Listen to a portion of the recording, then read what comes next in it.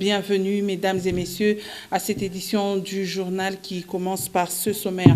Des bandits à main armée ont créé désolation cette nuit à Kolwezi, plus précisément à Chipuki, une périphérie de la cité Jekamine Moussonoy. Une mère et sa fille violées, des jeunes gens grièvement blessés par balle.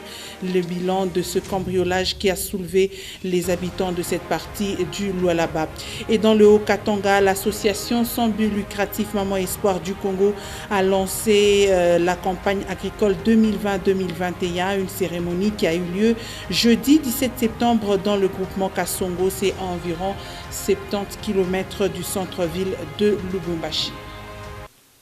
Ce journal s'ouvre par la justice. Après moult rendez-vous manqués, le procès en appel de Vital Kamerhe a connu sa première audience ce vendredi 18 septembre 2020 devant la cour d'appel de Kinshasa-Gombe. Après 3 autres reportés pour irrégularité de la saisine, la procédure, le président de l'Union pour la nation congolaise n'était pas présent. Ses avocats ont tenu la même ligne de défense. Leur client est innocent. Débuté à midi, l'audience a duré environ 4 heures. Toutes les parties ont eu droit à la parole.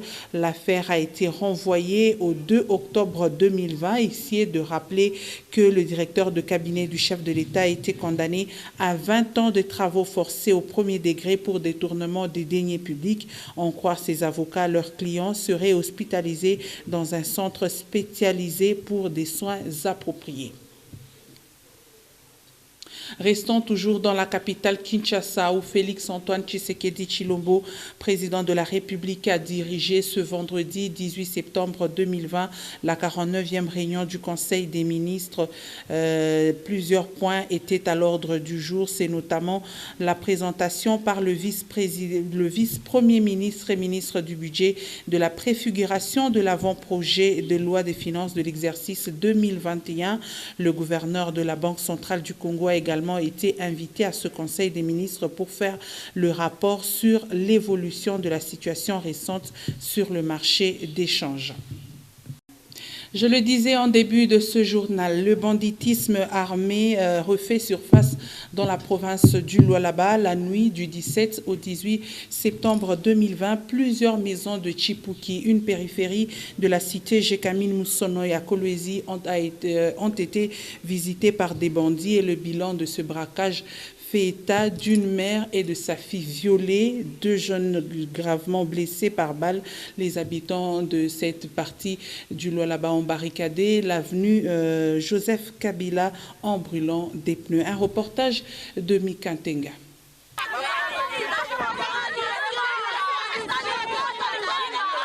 Elles veulent tout à la fois se défouler et du coup leur message devient inintelligible. Pourtant, il y a dans leurs propos une profondeur. Seul de voir plus de 6 hommes après avoir réussi l'entrée par effraction dans une maison de Chipuki, s'éruant sur la mer. La violente la viole à tour de rôle. Ensuite, insatisfait dans leur sale besogne, se tourne vers sa fille mineure de 15 ans pour le même acte ignoble.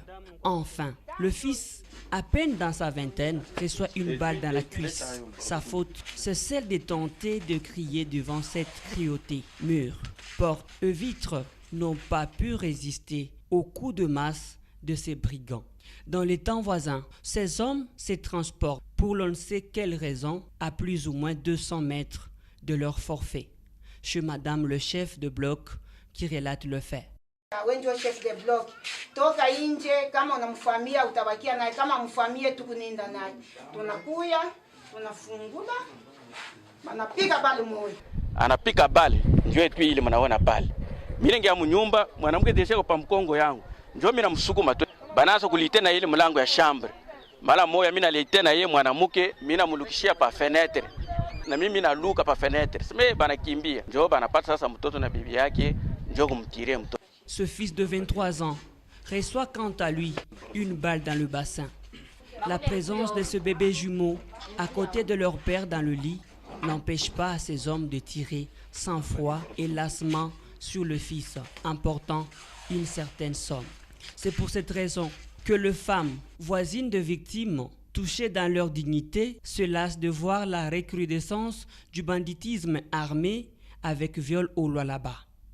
Elles sont lasses de voir leur prestige féminin être violé et les fruits de leurs entrailles touchés par les armes létales de ces brigands qui leur sont connus. Bale beko netuiba ina seni babula ni ba policier ojis banatafuta nini humu barenda bana viole mutoto wa Kenza. Sasa kama bale bali mu viole beko na malari bana mwacha mtoto malari ni ba policier ina bantu banani ba civil ni ba policier bena fakaji kaya ni ba winji.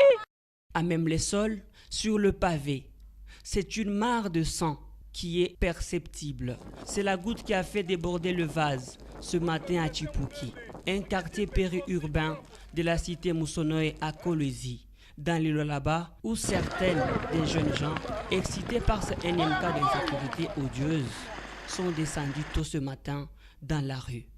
À hauteur de la chaussée Joseph Kabila Kabange, scandant des chants hostiles à la police, dont les coups de feu n'ont pas su les dissuader à brûler les pneus. Il a fallu le courage de cette dame de fer, chef des blocs de son état et victime du braquage pour calmer la tension.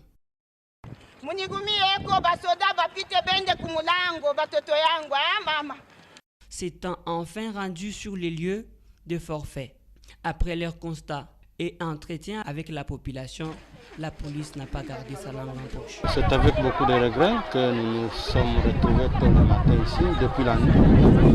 Un de nos compatriotes a été visité par un criminel qui a tiré sur lui et il a perdu la vie. La maman nous a fait beaucoup de révélations et nous venons de les prouver sur le terrain. Elle a toutes les informations possibles, elle connaît tout ce qui lui est arrivé, mais si les services étaient informés bien avant, on allait sauver les mères. Trop c'est trop, crient les habitants en implorant la clairvoyance de l'autorité provinciale. Sinon, mettent-ils en garde, la justice populaire rendra son verdict. Et nous allons revenir ici à Lubumbashi où ils sont déterminés à réaliser un nombre de 500 enfants de la rue à amener au centre d'encadrement de Lukuni. C'est la motivation qui a poussé les scouts à investir une fois de plus les rues de Lubumbashi ce vendredi 18 septembre 2020. Une action qui attire d'autres partenaires et qui ne veulent pas voir ces enfants en rupture familiale revenir sur les rues de Lubumbashi. Ils ont encore été sur les routes de Lubumbashi pour sensibiliser les enfants en rupture familiale. Les scouts du Katanga, résolument engagés de vider les rues de Lubumbashi de ces enfants dits chégués. Pour ce vendredi 18 septembre 2020, quelques dizaines d'enfants ont été acheminés à Lukuni. De passage dans ces centres d'encadrement des jeunes, ce même vendredi, le gouverneur du Haut-Katanga a dit toute sa reconnaissance aux adeptes de Badem Powell. Permettre même de passer une nuit ici pour suivre l'évolution des enfants. Coup de chapeau au mouvement scout, nous vous serons très reconnaissants.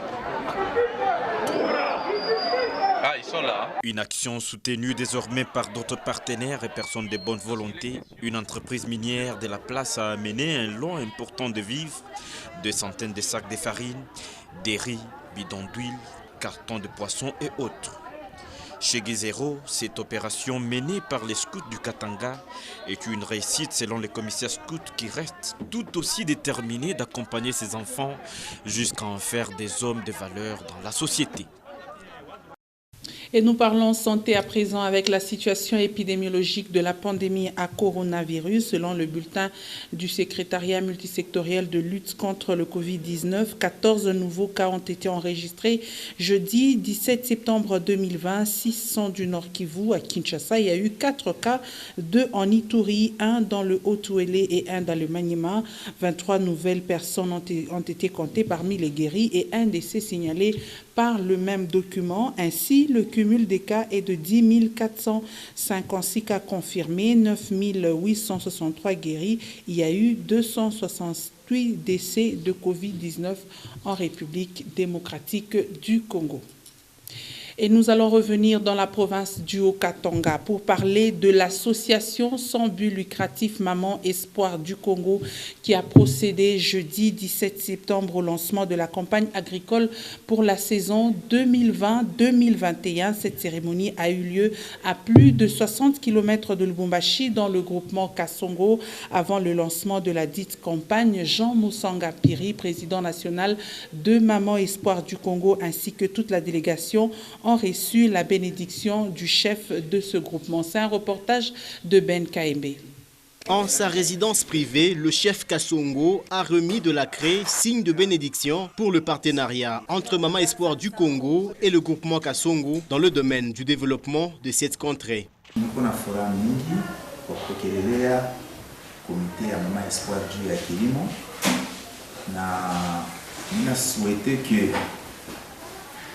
tunapata partenaire ula tawezi kuepole ile kontre ula tapenda tena kurudisha population yangu mu qualité ya kuya ba responsable. La reine de ce groupement a également reçu un présent de la part de cette ASBL avant qu'elle ne se rende au village Mulungwe 1er pour le lancement de la campagne agricole 2020-2021. Ici, Jean Musanga Mpiri, président national de Maman Espoir du Congo, a sensibilisé les représentants de villages du groupement Kasongo sur l'importance de l'agriculture dans la société. Nous avons compris que c'est ça la plus grande politique économique, d'encadrer la population, de leur donner les intérêts agricoles. Et après ici, nous avons l'intention d'aller vers d'autres districts, d'autres territoires. Nous voulons attaquer Kasenga et avant d'aller dans d'autres provinces où on nous cherche, où on nous demande. Prenons là où, sauvons ces pays. S'en est suivi la présentation du comité local des Maman Espoir, dont les membres ont reçu des mains du président national des masques contre la Covid-19, des houes et des pagnes. L'occasion faisant le larron, le président et le secrétaire de Maman Espoir, groupement Kasongo, recevront par après de vélos tout neufs. Ces derniers ont à leur tour offert une chèvre au président national de Maman Espoir du Congo. Présents à cette cérémonie du lancement de la campagne agricole, les différents chefs de village du groupement Kasongo ont également reçu des pagnes. Le représentant du chef Kasongo a, au cours de cette cérémonie, invité les habitants à intégrer massivement dans l'association sans but lucratif Maman Espoir du Congo pour le développement du groupement Kasongo en particulier et du Haut-Katanga en général. Nous allons rester toujours dans cette partie du Haut-Katanga pour dire que l'agriculture est non seulement l'activité principale du groupement Kasongo, mais aussi la ressource financière de ses habitants et sa spécialisation reste la culture du manioc, une activité qui est faite par les jeunes filles et même les femmes. Une fois de plus, Ben Kaembe. Il n'est pas surprenant de voir des tas de manioc devant chaque case du groupement Kasongo. La terre de cette contrée permet une bonne culture de ces tubercules. L'activité est pratiquée tant par des adultes que de jeunes.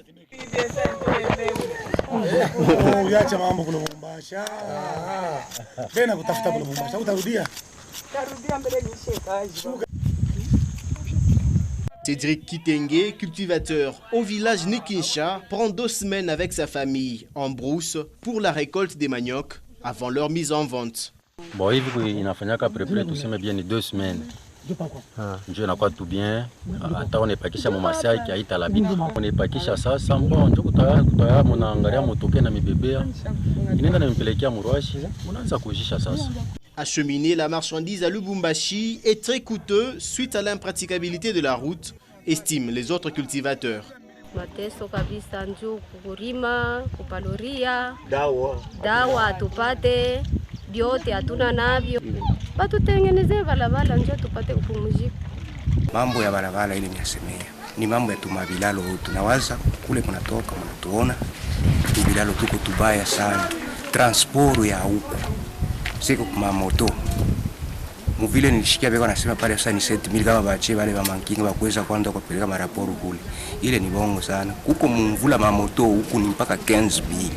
Hapo tuko nasema ni 10000 kutoka hapa kwenda Busimusite. Ile tunaona sasa ni magumu sana. Plus loin, ce sont des femmes qui s'attellent à la conservation des maniocs dans des sacs enfouis dans une petite rivière, comme Francine, âgée de 16 ans.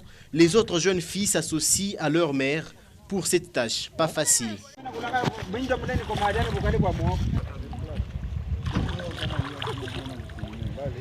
Les enfants ne sont pas en reste. Certains apprennent déjà le métier de cultivateur dès le bas âge.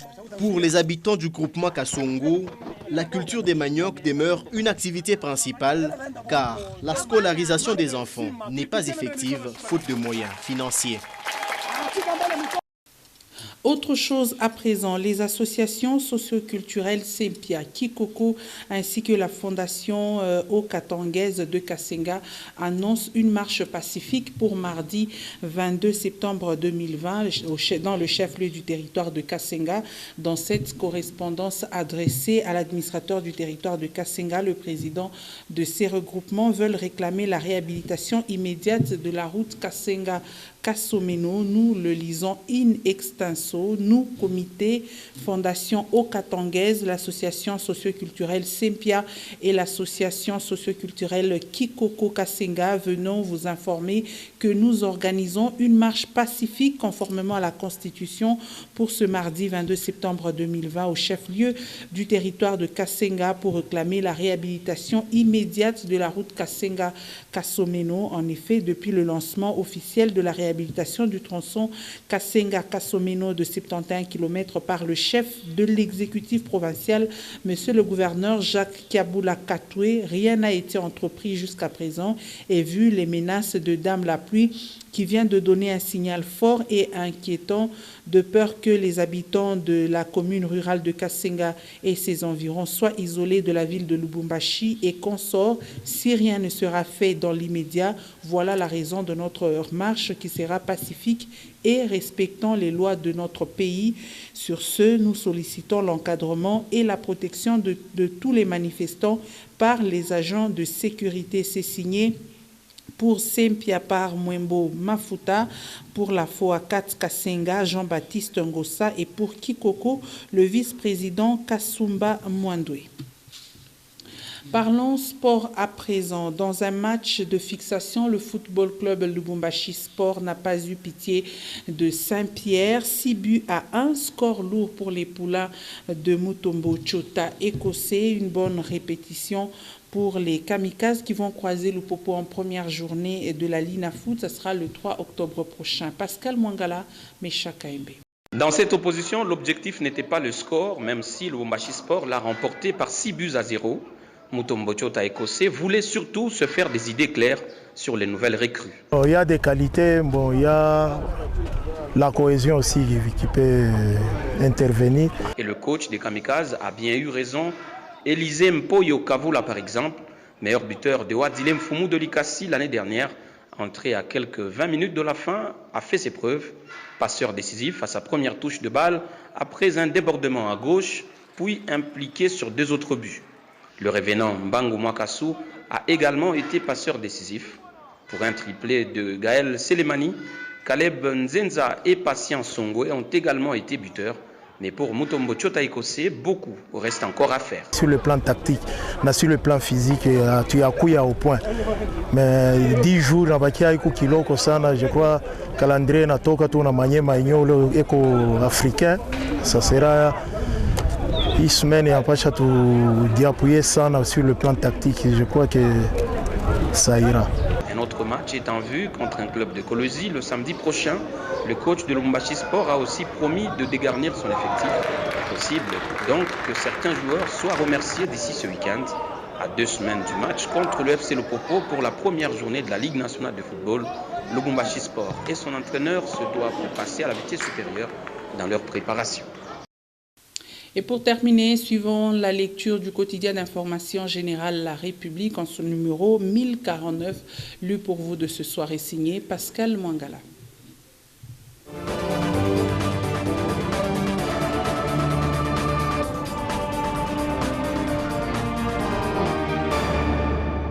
Bienvenue mesdames et messieurs à votre lu pour vous sur votre chaîne. Les violons ne s'accordent plus, FCC cache, le divorce est en l'air, s'exclame le confrère à la une du journal La République, paru à Kinshasa ce vendredi 18 septembre 2020. Selon nos informations, Néhémie Mwilania Wilonja, le coordonnateur du Front commun pour le Congo, FCC de Joseph Kabila, a réuni les députés et les sénateurs de sa famille politique à 24 heures de la rentrée parlementaire qui avait lieu ce 15 septembre. Il souhaitait faire un point sur les négociations en cours avec Cap pour le changement CACH, la coalition de Félix Tshisekedi, des discussions pilotées par une commission mise en place mi-août afin de tenter d'aplanir leurs divergences. Mouilania a listé les griefs de chaque camp, de la gestion du gouvernement aux ordonnances des nominations dans la magistrature et dans l'administration des 26 provinces du pays. Le FCC est convaincu que CACH n'est pas disposé à respecter ses engagements. On apprend qu'une autre rencontre entre les deux leaders est en perspective. D'autant plus que les deux partenaires qui convolent en justice, nocent péniblement, sont au moins convaincus d'une chose à ce jour, c'est que leur alliance incestueuse ne va pas connaître de divorce. Rentrée parlementaire, la Cinco interpelle les élus du peuple. Le confrère en parle sur la page 4. Le pire a peut-être été évité à l'ouverture de la rentrée parlementaire 2020. Mais selon la Cinco, Conférence épiscopale nationale du Congo, le spectre du danger n'a pas disparu pour autant. Raison pour laquelle elle a, dans un communiqué rendu public le 17 septembre 2020, interpellé les élus du peuple sur les risques permanents de dérapage, à même de remettre en cause tous les efforts consentis jusqu'à ce jour pour sauver la RD Congo et le processus démocratique. Dans ce document de 2 pages signé par son secrétaire général, M. Labin Cholé, la Cinco rappelle toutes les mises en garde et autres recommandations formulées à l'endroit des politiciens congolais en général et aux dirigeants en particulier depuis 2017. En leur qualité de bergers du peuple de Dieu, les princes de l'Église catholique en RD Congo rappellent aux élus du peuple leurs obligations constitutionnelles tordues par les intérêts partisans des uns et des autres. Selon la Cinco, les parlementaires devraient être sensibles aux peines, souffrances et désirata de la population. Une majorité parlementaire, notent les évêques, si légale soit-elle, perd sa légitimité quand elle est déconnectée des intérêts et du bien-être du peuple. Les maisons préfabriquées au camp Tchachi se trouvent dans une situation catastrophique, est à lire sur la page 7. Nous avons visité le parc de villa du camp Tchachi. La situation est catastrophique. Il se révèle après cette visite plusieurs défaillances techniques, notamment l'absence de viabilisation, le non-aménagement du site et puis les maisons ont été tout simplement construites sur un sol meuble pouvant provoquer leur affaissement, alerte Pius Mwabilou, ministre d'État en charge de l'urbanisme et habitat, qui prévient, en tout cas s'il y a une forte pluie, c'est un affaissement qui va arriver. L'autre constat qu'on a fait, c'est que le reste des maisons qui ne sont pas montées sont jetées à même le sol, exposées au soleil et toutes les intempéries, pointe encore Pius Mwabilou qui plaide par ailleurs pour la reprise des travaux. Culture sur la page 11, Brigade annonce la sortie d'un nouveau single « Je ne lâcherai pas ». L'artiste Brigade Sarbati a décidé de réagir contre Héritier Watanabe. Il a annoncé la sortie d'un single intitulé « Je ne lâcherai pas », phrase prononcée par la Pulga dans sa sextape qui avait circulé sur les réseaux sociaux en novembre 2019. C'est à travers une publication postée sur la page Facebook que l'animateur s'est exprimé. Restez branchés, bientôt je ne lâcherai pas, a-t-il écrit. Dernièrement, Héritier Watanabe s'en est pris à Brigade Sarbati en laissant entendre que ce dernier ne fait pas de concert. Sport pour finir, Lupopo, Pascal Beveradji et Donatien Moulongoy sous menace de sanctions pour une dette de transfert. Les correspondants officiels du FC Saint-Éloi Lupopo courent le risque de suspension si le club ne s'acquitte pas en déant 15 jours du litige financier de l'ordre de 5 000 $ américains relatif au transfert du joueur Gloire Chama appartenant au FC God's Own, team évoluant à l'entente urbaine de football de Kinshasa Lipopo. L'instance dirigeante du football congolais reproche à la formation de Lupopo une mauvaise foi manifeste constatée dans le retard accusé pour honorer cet engagement. Quant à moi, honorer mon contrat de vous rappeler l'importance du respect des gestes barrières au coronavirus fait désormais partie de mon quotidien. Fin donc de celui pour vous dont l'intégralité est à retrouver sur www.nyota.net. Merci à tous de l'avoir suivi et surtout, tâchez de quitter ce monde en l'ayant rendu un peu meilleur que vous ne l'aviez trouvé.